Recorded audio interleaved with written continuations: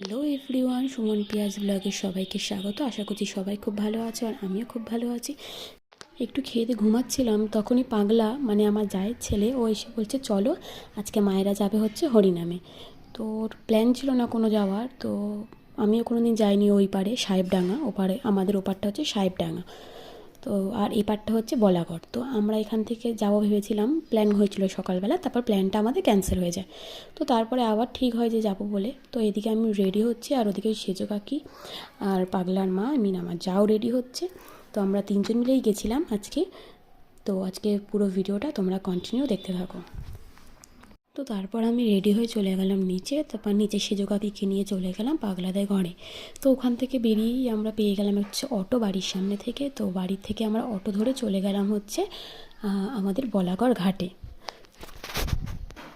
আমরা ঘাটে ঢুকতে না ঢুকতেই দেখি যে একটা খেয়া অলরেডি পার হয়ে গেছে। তো তারপর আমরা অনেকক্ষণ দাঁড়িয়েছিলাম, ওখানে বসেছিলাম আমরা গঙ্গার ধারে, কখন আর একটা খেয়া আসবে তার জন্য আমরা অপেক্ষা করছিলাম। তো তারপর খেয়া চলে আসে আর আমরাও উঠে পড়ি খেয়াতে।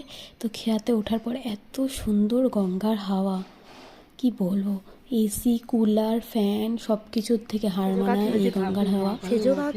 তো খুবই ভালো লাগছিল, মনে হচ্ছিলো ওখানেই থাকি, সারাদিন খেয়াতেই বসে থাকি, এত সুন্দর হাওয়া দিচ্ছে। তো যেতে তো আমাদের হবেই, তো আমরা পার হয়ে গেলাম হচ্ছে ওই পার মানে হচ্ছে সাহেবডাঙ্গা।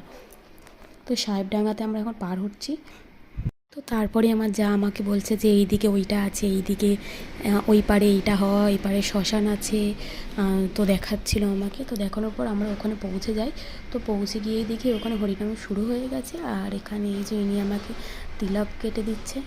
দেখো কি সুন্দর লাগছে তিলকটা কাটার পরে। ওখানে খুব সুন্দর হরিনাম হচ্ছিলো, আর মানে শুনতেও খুব ভালো লাগছিলো। আর আমি ব্যক্তিগতভাবে হরিনাম খুব পছন্দ করি আর শুনতেও পছন্দ করি, আমার ভালোও লাগে কোনো জায়গায় হরিনাম হলে আমার যেতে। তো ওখান থেকে হরিনাম শেষ করেই আমরা ওখানে একটু আইসক্রিম খাই, যেহেতু আমাদের আবার বাড়ি ফিরতে হবে আর রাত্রির হয়ে যাচ্ছে, 3জন গেছি, তাই জন্য আমরা ওখান থেকে। আর ওখানে কত বড়ই একটা কড়াই, সেটাতে রান্না হচ্ছে খিচুড়ি।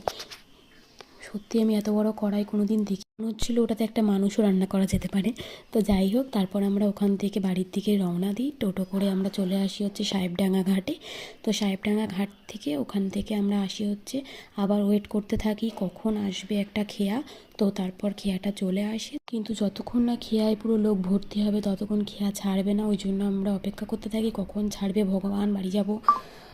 তো তারপর অবশেষে খেয়াটা ছাড়ে আর আমরাও সুন্দর গঙ্গার হাওয়া খেতে খেতে বাড়ি চলে আসি, মানে বলাগড় ঘাটে নামি। তারপর আমরা আসি হচ্ছে হেঁটে হেঁটে বাড়ি অবধি।